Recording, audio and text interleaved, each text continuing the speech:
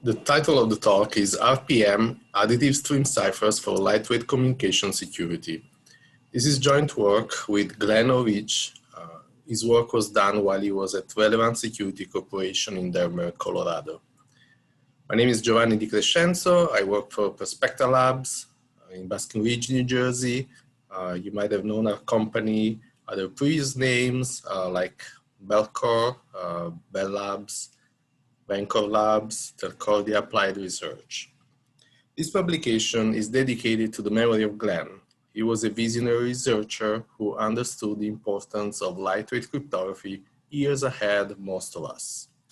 Many thanks also go to Greg Biles for funding this project and to Paul McGorg and again Greg Biles for pleasant technical discussions.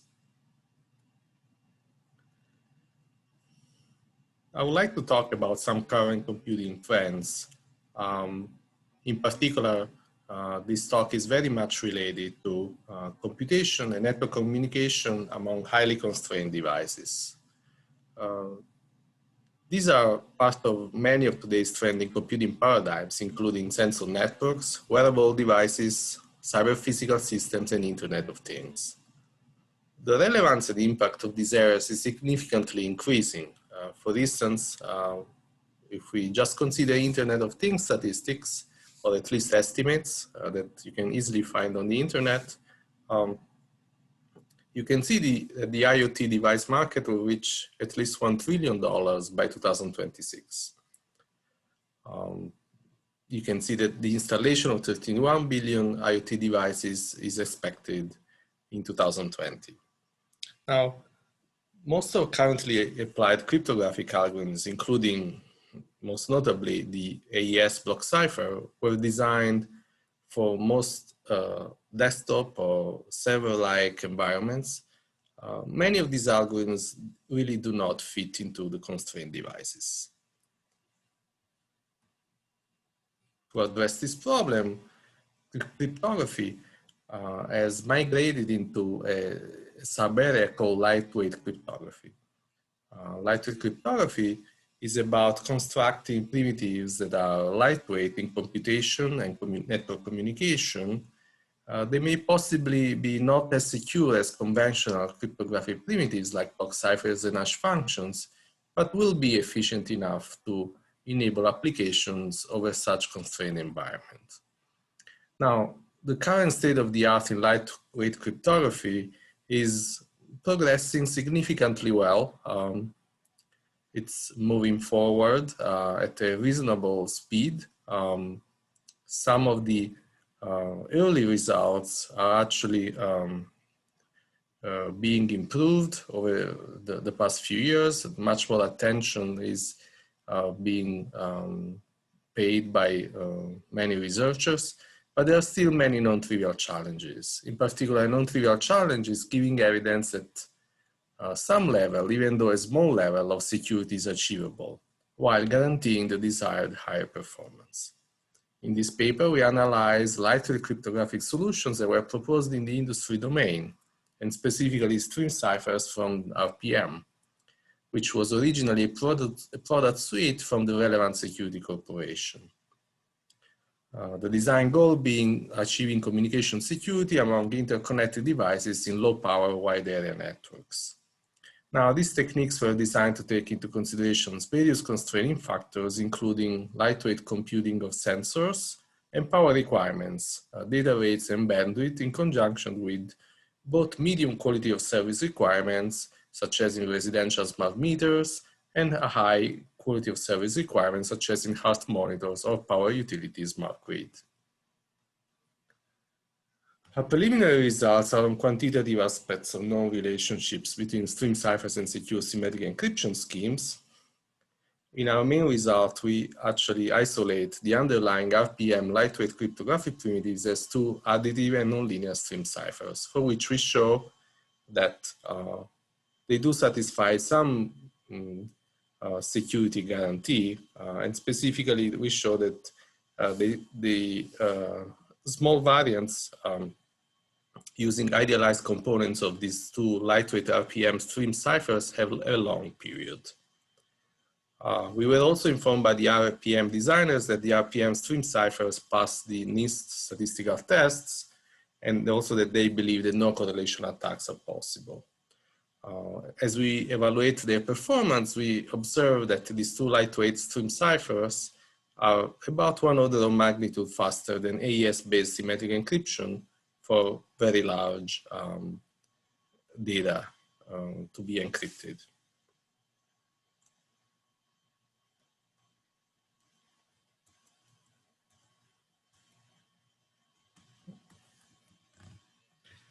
Symmetric encryption from stream ciphers, some basic definitions. A stream cipher consists of generating a sequence of pseudo-random keys that are eventually XORed with plain text blocks, and they generate a sequence of ciphertext blocks. That for encryption, for decryption, the stream ciphers will generate the same sequence of keys from the original master key. These subkeys are XORed with the ciphertext blocks, and they will give the plain text blocks. Now we say that a synchronous additive stream cipher has a period t if S of I plus t is equal to S of I for some integer j greater than 0 and all I greater or equal than j. As you see the picture on the right, the state S sub I will eventually cycle after t iterations. So generally speaking, we speak of a stream cipher as including a next state function f and a current key function g. The next state function f takes as input a key k and the state s of I and generates a new state s of I plus 1. The current key function g takes as input a current state s of I, the key k, and generates the current key k of I.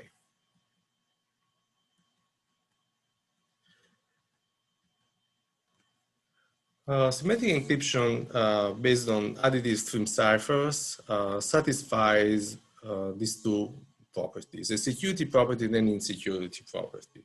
The security property essentially says that if the stream cipher returns a sequence of keys that is pseudo-random and it has length q, then the symmetric encryption scheme can be securely used to encrypt up to q, at least q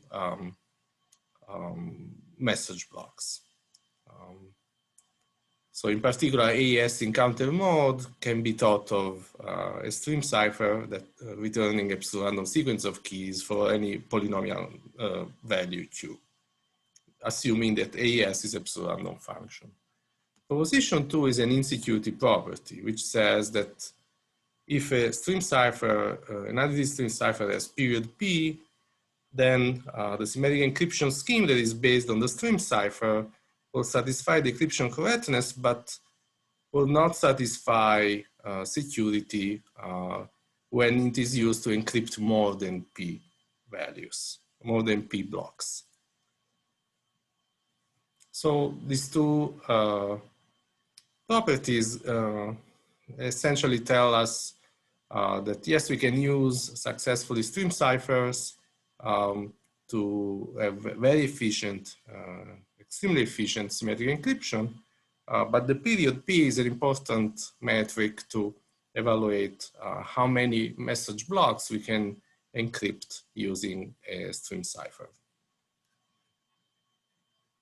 Indeed, we will be analyzing now the period of two RPM stream ciphers.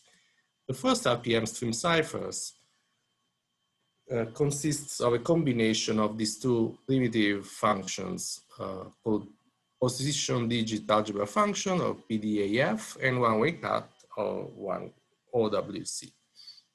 The code for both functions is here, and we can represent the stream cipher, the first stream ciphers in RPM as having the following next state function and current key function precisely based on PDAF and OWC. we modify the RPM string cipher into an idealized construction.